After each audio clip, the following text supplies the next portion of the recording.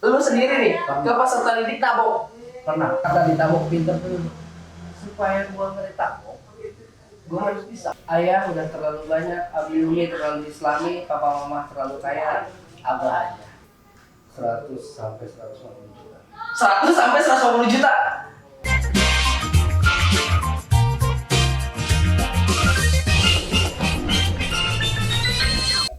Ini kak, lu udah punya anak belum kak? Alhamdulillah udah satu. Udah punya anak satu ya? Satu. Namanya siapa kak? Pandu. Ini juga, gue juga agak heran. Gue punya pembina di Lebak tuh kak. Di pembina gue di Lebak di Pondok Pesantren Mada Yunus Adat. Dia punya anak juga. Dia tuh hobi banget kan pramuka. Ibaratnya itu mah pramuka itu kehidupan dia. Nama anaknya, karena nama pangkalannya itu Resti. Nama anaknya Restika. Nggak beda jauh. Jadi nama anak tuh ini. Terus gue denger juga nama anak lu itu Pandu. Ya, nama anak lu beneran Pandu. Iya. Apa sih harus lu ngasih nama anak Pandu? Karena kan setahu gue, ya pasti lu punya sejarah atau arti-arti buat anak lu gitu. Ya alasannya memang karena gua selama ini di pramuka gitu kan, istri gua pun pramuka juga. Istri lu pramuka juga?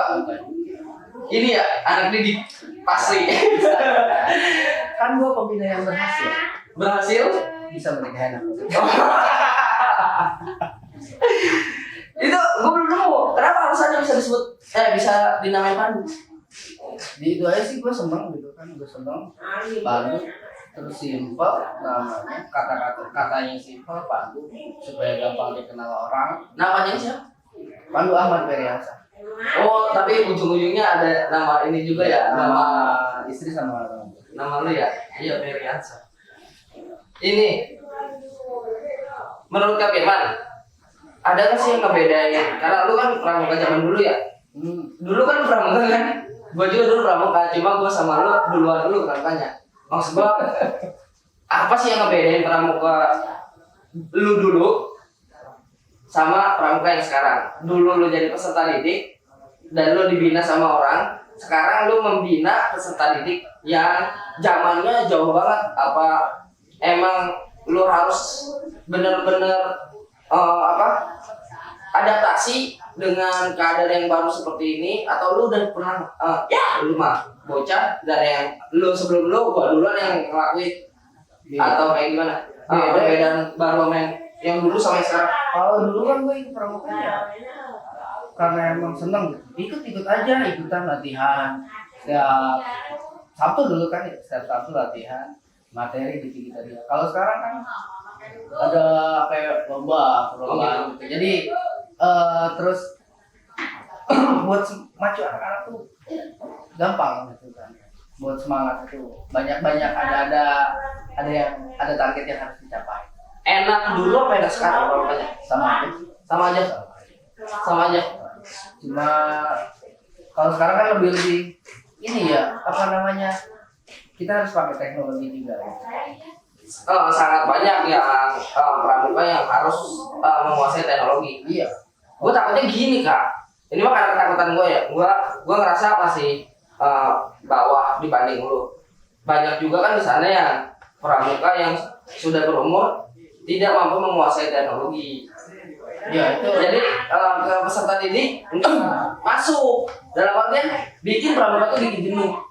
Lu nerapin teknologi nggak sih di pramuka? Sebutin apa sih teknologi yang lu terapin? Kalau kebenaran gua kan generasi di antara old sama new ya. Iya. Kalau gua. Jadi alhamdulillah jadi nggak buta banget kayak pembina terdahulu. Jadi untuk masalah teknologi kayak sekarang kayak HP nyari materi kan dulu, sekarang tinggal googling. Ya. Kalau buat pemahaman, kalau memang di HP itu belum paham banget, boleh tanya sama kita terangin. Lebih banyak sih di situ juga. Jadi menurut lu lebih banyak keenakannya ya karena teknologi ini. Soalnya gue ngerasanya gini kak, karena teknologi nih ya. Gue ngerasanya dulu tuh pada masa gue saat gue pengen ngehafal salah satu materi atau pengen mampu si materi itu, gue harus tulis juga materinya.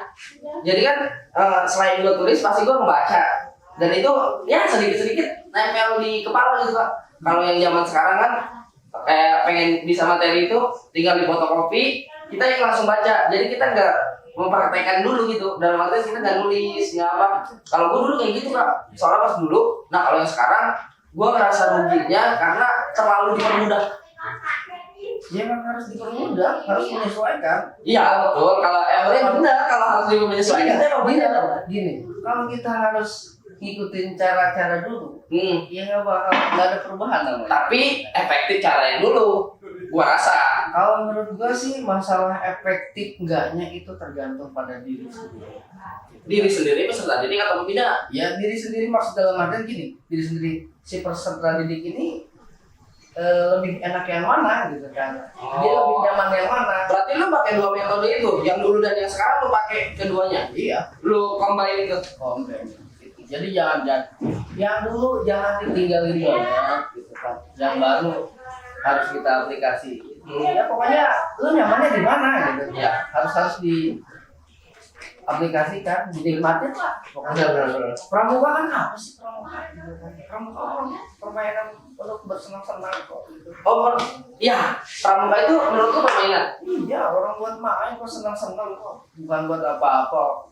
Jangan terlalu dipincer-pincer banget. Kalau dulu memang kan nggak bisa tabuk gitu kan. Itu dulu. Lu pernah ngalamin kayak gitu? Lu sendiri nih, ke peserta didik tabok? Pernah. Itu mungkin salah satu disiplin lu. Ya. Entar lu, alasan lu nabok tuh apa? Ya karena emang kalau gue sih jadi korban nggak? Gue pernah. nggak kudis. Kurang disiplin. Iya, kurang disiplinnya itu. Kurang disiplin. Seharusnya kan laksanakan ini malah melenceng gitu kan. Tapi lu tau gak, zaman sekarang nih, jangankan abok Pak, nyubit aja, itu kita bisa masuk sel kan? Nah itu balik lagi ke kita, tantangan buat kita. Tantangan ya. Oh iya enggak, tantangan. Kita harus mikir lagi, kita harus cari metode lagi. Metode dalam arti supaya kalau dulu ditabuk anak-anak pintar. Bagus nih. Dulu ditabok pinter. Oh iya. Nyambungnya di enggak, maksud gua enggak relevan banget, enggak maksudnya enggak. Kok enggak masuk logika gua ditabok pinter. Iya. Gini, kata-kata ditabok pinter tuh supaya gua nggak ditabok, gua harus bisa. Tetap bisa karena terpaksa. Nah, Karena ditekan jadi bisa. Kalau yang sekarang nggak ada hukuman yang enak gitu ya. iya. Jadi sekarang masih santai, masih bisa besok masih bisa belajar lagi. Iya, kalau sekarang kan kita tantangan psikobina buat peserta didik anak-anak yang ada kurang gitu kan, metodenya harus kayak gimana sih gitu kan, kita harus berpikir lagi. Jadi emang ada perbedaan, cuma nggak terlalu banyak, dan gimana kitanya aja kali ya Kak, sebagai pembina untuk menyesuaikan si peserta didik kita. Dan lu ada pesan sih buat peserta didik?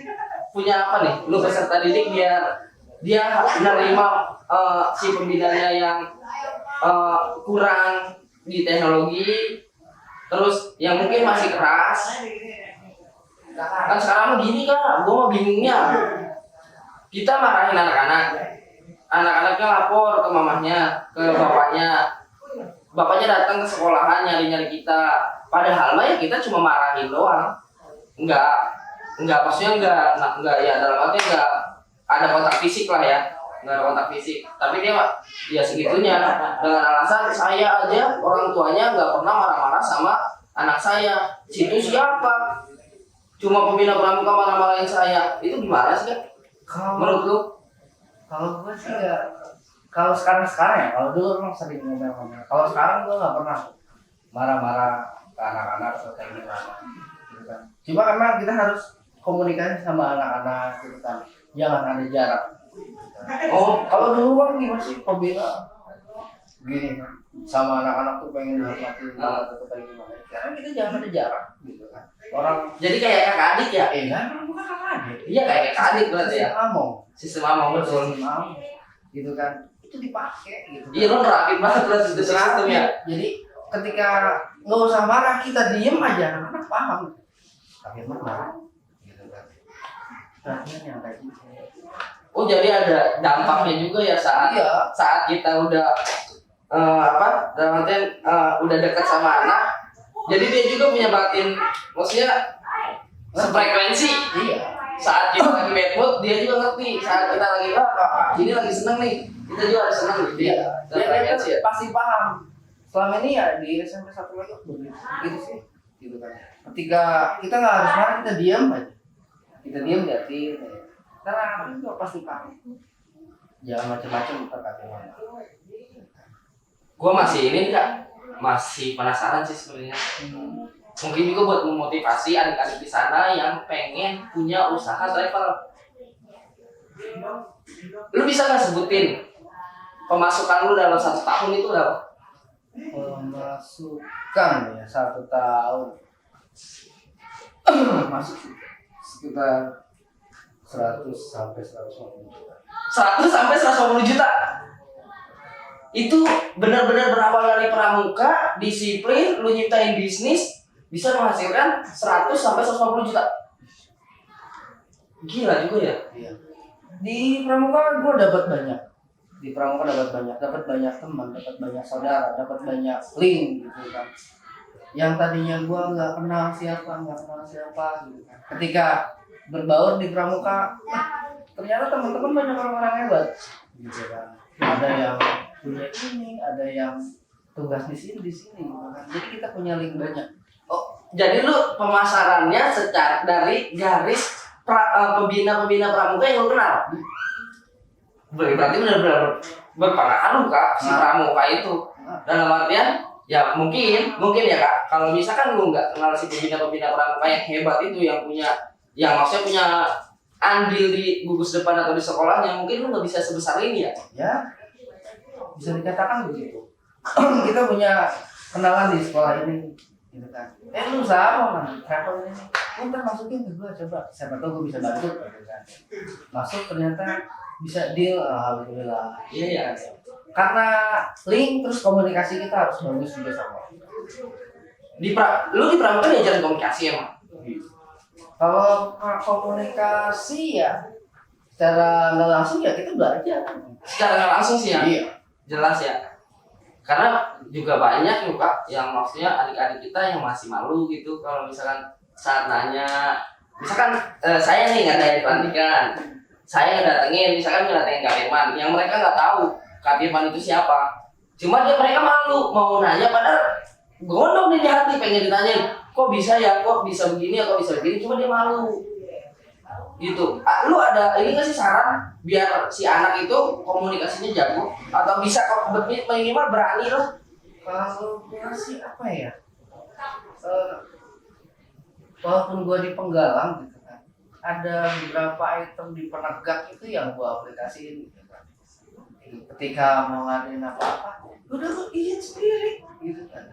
Oh lu ini maksud gua, lu ngelepas si anak dalam artian lu pengen ngajarin mereka. Jadi benar-benar biar survive di lapangan tuh kayak gimana, jangan ngandil orang tua aja. Gitu. Oh, gitu kan. Walaupun penggalang ya ilmu di penegakan. Ada beberapa item di penegakan ya gua aplikasiin. Kebetulan dulu tuh pernah jadi ketua DKR ya. Oh lu jadi ketua DKR juga. Gila, berarti lu ini juga maksud gua. Ya ini sih maksudnya pengalaman lu benar-benar luar biasa dari pramuka di SMP 1 lagi yang cuma 2 semester, lu ke pondok pesantren pramuka karena terpaksa dan karena cuma mau ikut-ikutan, lu balik lagi ke sini, lu jadi ketua DKR, lu punya bisnis di sini, sekarang pengen nyalon ke Kakwaran. Gila, di pramuka lu benar-benar hidup banget.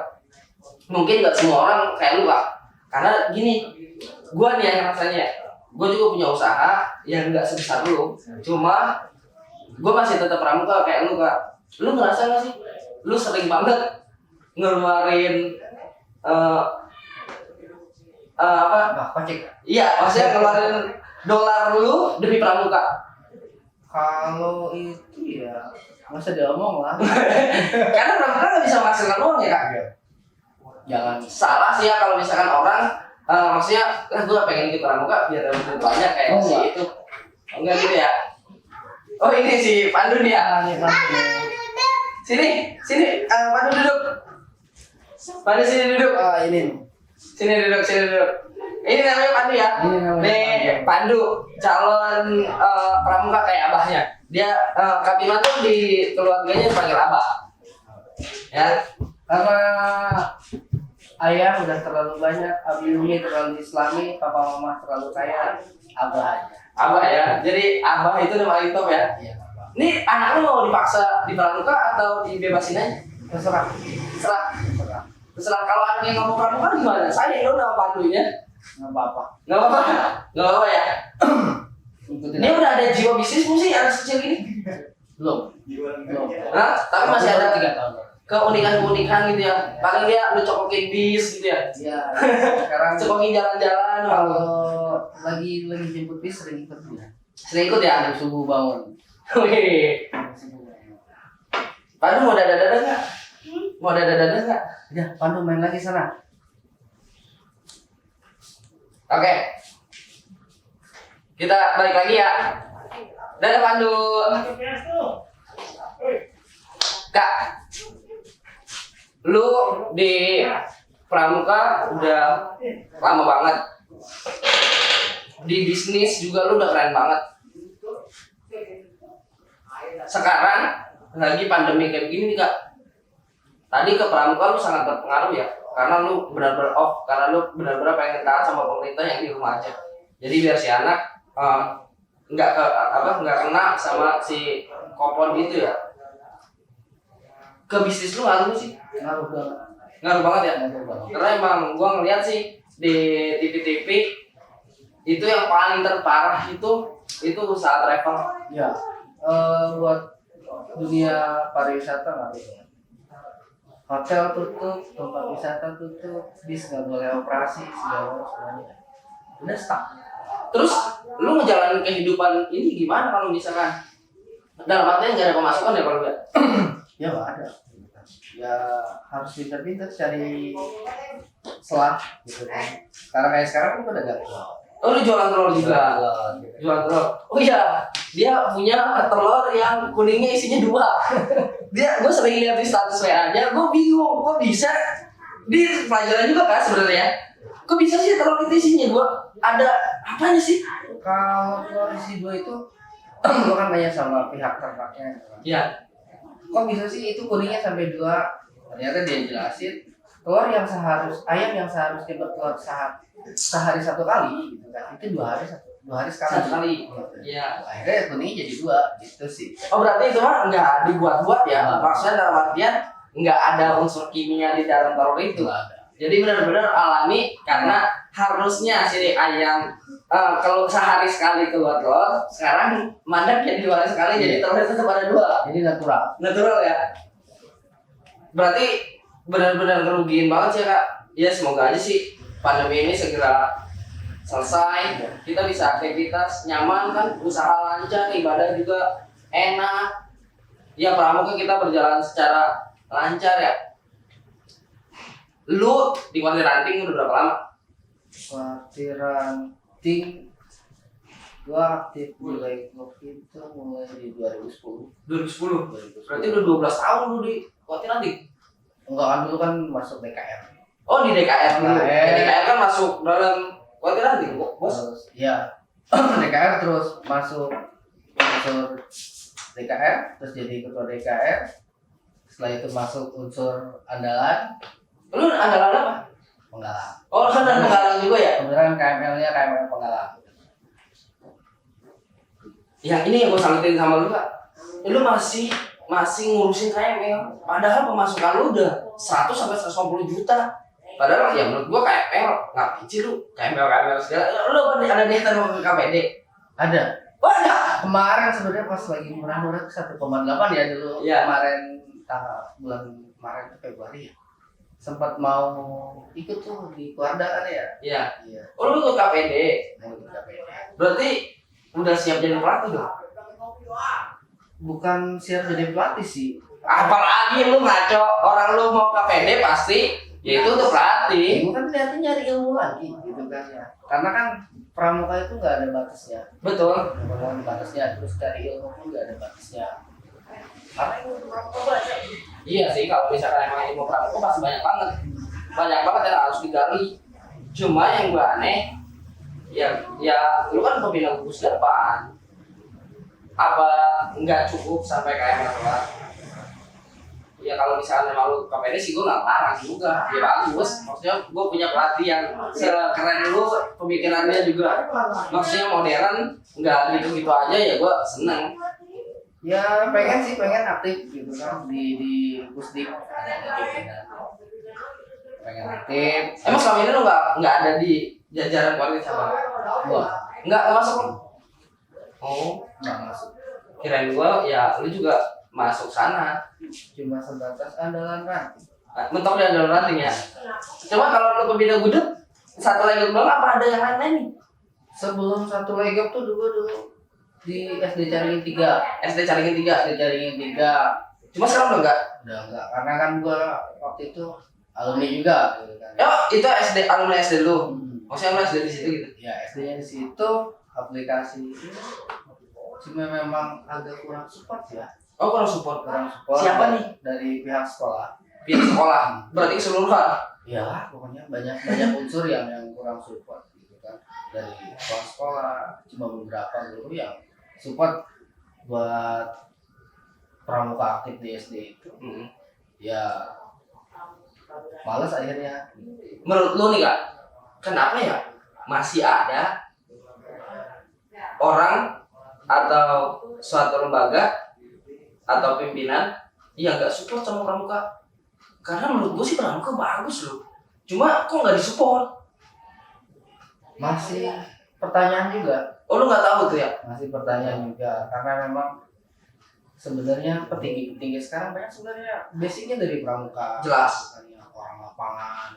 Cuma ketika dia jadi pemegang kebijakan ya bingung dia. Kenapa bisa begitu? Apakah dia terbatas dengan kebijakan pemerintah atau kayak gimana ya belum tahu. Berarti lu gak tahu ya? Gue sih, gue sering banget di wilayah sana tuh sering banget temuin banyak gugus depan yang petingginya atau pemangku kebijakannya itu nggak support. Kayak tadi itu SD Caringin 3 ya. Terus selain di situ di mana lagi? Udah di SD Caringin 3 doang. Dulu pernah sempat di sebelum di SMP 1 Legok tuh dulu pernah di MTS. MTS mana? MTS Nurul Yakin. MTS Nurul Yakin. MTS Nurul Yakin, terus pernah di SD Jatake 5 di kota. Berarti banyak juga dong bro. Pernah. Maksudnya ngejelajah ke sana tuh Iya. setiap gugus depannya banyak banget ya. Sebelum fokus ke SMP 1 Legok. Masih dulu ya dari Senin sampai Sabtu pakai baju coklat. Senin sampai. Enggak. Bohong nih kalau Senin sampai Sabtu oke. Istilah. Enggak, gue nggak mau ada istilah-istilah di sini. Karena gue setiap lihat lu di pramuka, itu pakainya baju biru bukan baju coklat. Bajunya biru terus. Ada apa sih di baju biru itu? Kalau biru itu sampai sekarang ya di SMP 1 Legok pun biru. Biru ya aneh gue juga. Karena memang gue senang sama klub bola. Seneng sama bola.